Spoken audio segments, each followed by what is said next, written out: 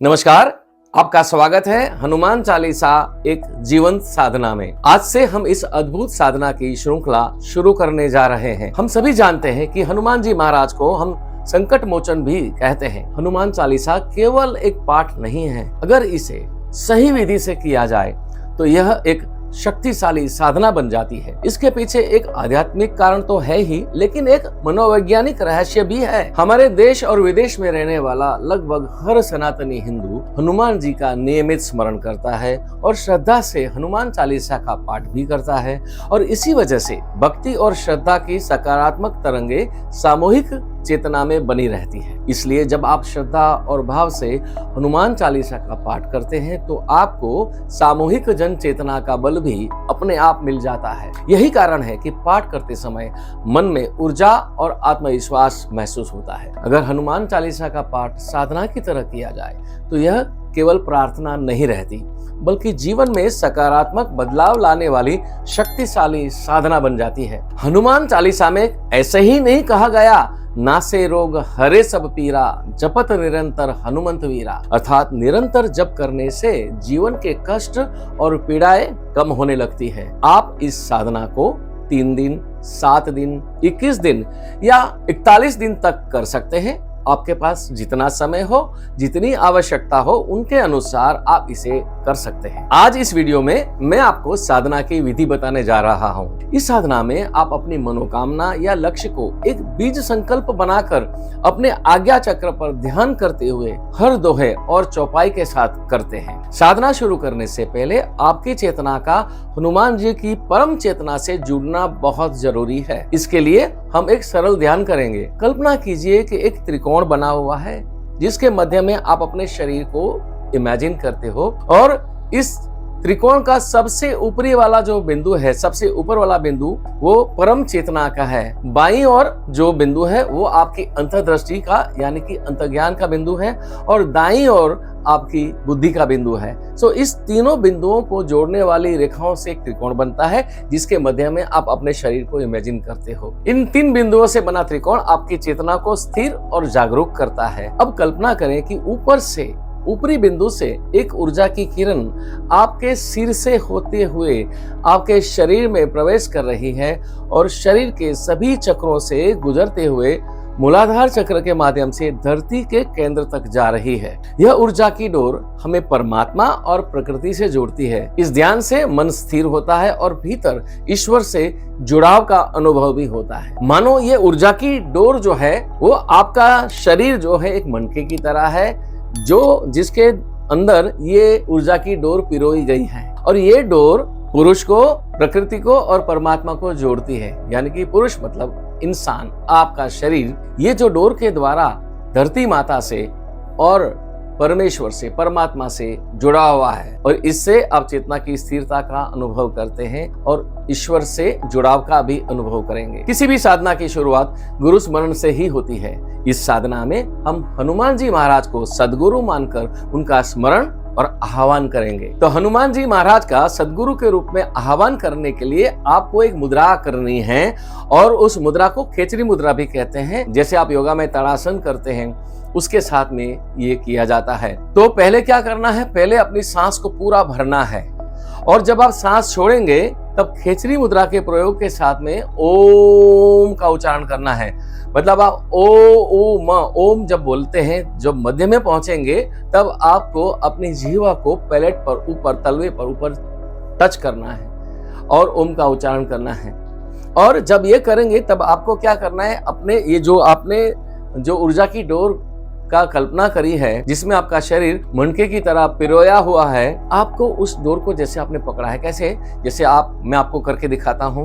पहले सांस भर लेना है और सांस भर ली है तब आपको ये जो दोनों हाथ हैं, ऐसे आपने हाथों को जोड़ा है और उस डोर को पकड़ा हुआ है। आपको मैं करके दिखाऊंगा और कैसे ओम का उच्चारण करता हूं आपको देखना है। ठीक है, आप देखिएगा।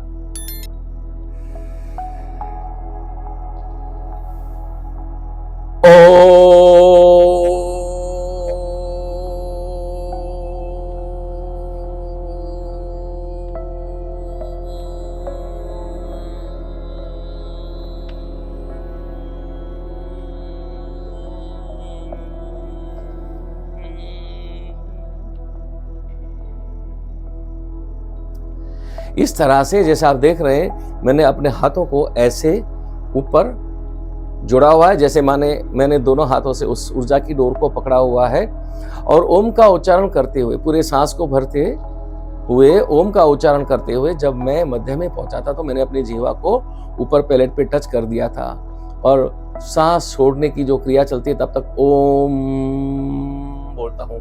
इससे क्या होता है, इससे आप देखेंगे आपका पूरा चेहरा ऊर्जा से भरता है और आप अपने शरीर में, अपने चेहरे में ऊर्जा के स्पंदन का अनुभव करते हैं। और इसके बाद आप इसी मुद्रा में रहते हुए आप गुरु वंदना के मंत्रों को बोल सकते हैं। जैसे गुरु वंदना का मंत्र आपको सबको मालूम है, हम कहते हैं गुरुर ब्रह्मा गुरुर विष्णु गुरुर्देवो महेश्वर गुरुर साक्षात परब्रह्म तस्मै श्री गुरुवे नमः। लेकिन मैं जब साधना करता हूं तो गुरु वंदना के जो पूरे श्लोक हैं वो सब मैं बोलता हूं। मैं अभी बोलूंगा, आप चाहे तो उसे याद रख सकते हैं या ये तो सबको पता ही होता है, ठीक है। तो मैं गुरु वंदना जो बोलता हूं वही गुरु वंदना यहाँ पर मैं बोलता हूं। और इस साधना का अभ्यास आप बैठकर भी कर सकते हैं और आप खड़े रह के भी कर सकते हैं। जैसे आपकी जो अनुकूलता है, जिसमें आप सहजता का अनुभव करते हैं, वैसे ही आप करें। तो मैं गुरु वंदना का स्मरण करता हूं, आप इसे सुनिए।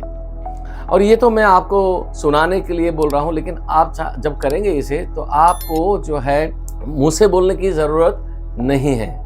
ओके, आपको इसे मध्यमा वाणी का प्रयोग करते हुए बोलना है। जैसे परा पश्यन्ति मध्यमा वैखरी, तो ये जो 4 वाणी होती है तो मध्यमा में आप मुंह से नहीं बोलते लेकिन मन में सुनते हैं। ओके, तो मैं गुरु वंदना करता हूं।